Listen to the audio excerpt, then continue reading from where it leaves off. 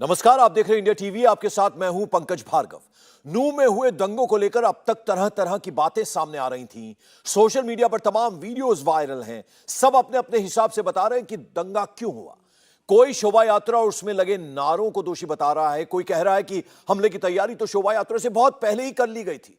Social media और WhatsApp के जरिए हमले के लिए लोगों को मोबाइल दिए जा रहे थे, मोबाइल किया जा रहा था, मोबिलाइज किया जा रहा था। ऐसे में हमने फैसला किया कि आपको इन दंगों को लेकर सुनी सुनाई बातें नहीं बल्कि ऑफिशियल वर्जन दिखाएंगे। नू हिंसा को लेकर अब तक 41 एफआईआर दर्ज की गई हैं, लेकिन आज हम आपको उन एफआईआर की डिटेल देंगे जो पुलिस वालों की तरफ से फाइल करवाई गई हैं।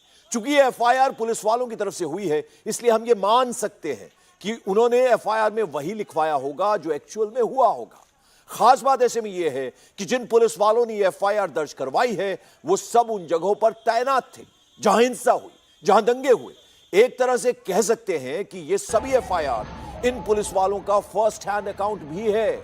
जब आप एक एक एफआईआर की डिटेल देखेंगे, हिंसा करने वालों की प्रोफाइल देखेंगे, तो आपको यह पता चल जाएगा कि हिंसा की शुरुआत किसने की।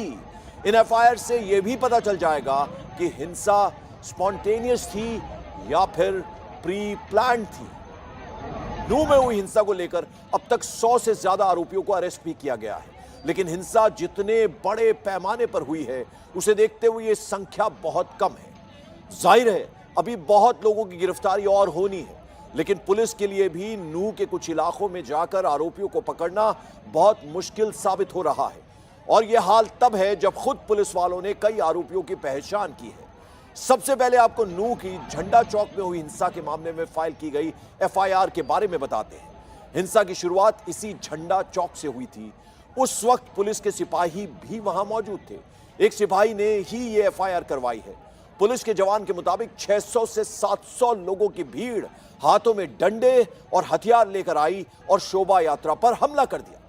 इन लोगों ने पुलिस की गाड़ियों को भी नहीं छोड़ा। एफआईआर के बारे में ज्यादा डिटेल में जानकारी दे रहे हैं हमारे संवाददाता अभय पाराशर, जो हिंसा वाले दिन वहीं थे।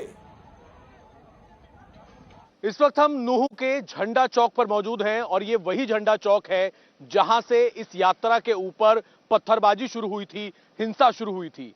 पीछे आप तस्वीरें देख सकते हैं, ये झंडा चौक है नूह इलाके का, जो कि अल्बर्ट चौक से अगला चौक है। यहां पर फिलहाल आरएएफ की तैनाती है और जब ये शोभा यात्रा सोमवार को तकरीबन 1:30 बजे के आसपास इस चौक पर पहुंची, तो इस चौक पर अचानक से एक समुदाय के लोगों ने इस शोभा यात्रा के ऊपर लगातार पथराव करना शुरू कर दिया। और इंडिया टीवी के पास इस वक्त मैं अपने हाथ में आपको दिखाना चाहूंगा, इंडिया टीवी के पास ये जो एफआईआर की कॉपी मौजूद है, ये एफआईआर झंडा चौक पर जो हिंसा हुई है उसको पूरी तरीके से बयां कर रही है।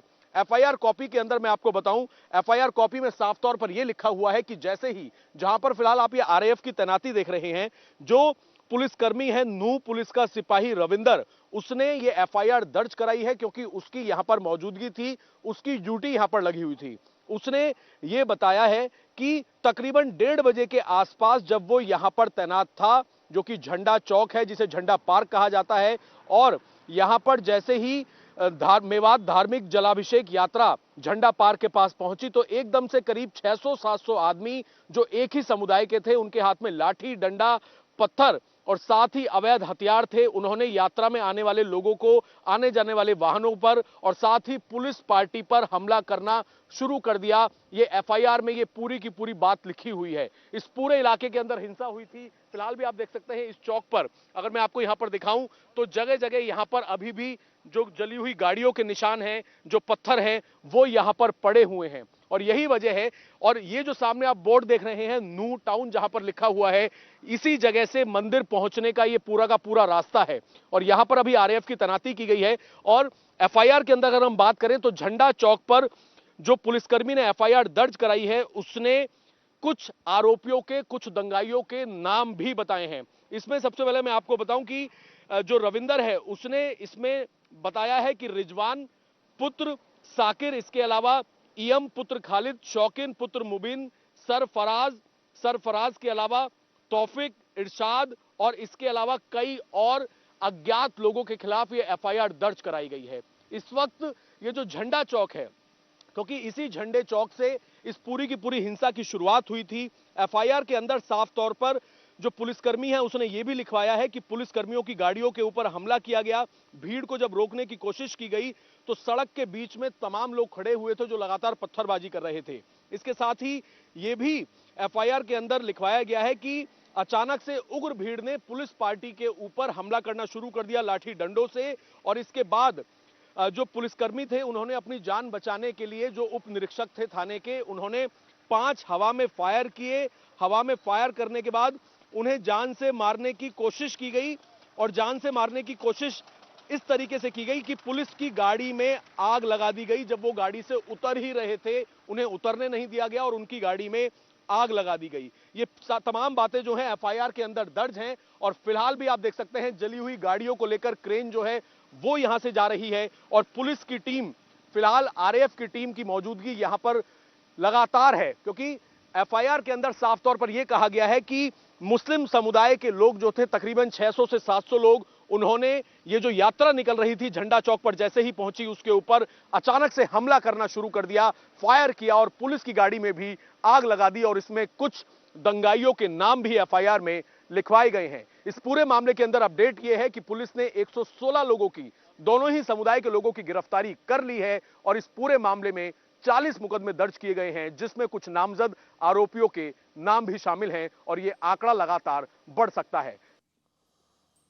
दंगाइयों की पहचान के लिए पुलिस ने अभियान भी शुरू कर दिया है। सीसीटीवी फुटेज की मदद से दंगाइयों की पहचान की जा रही है।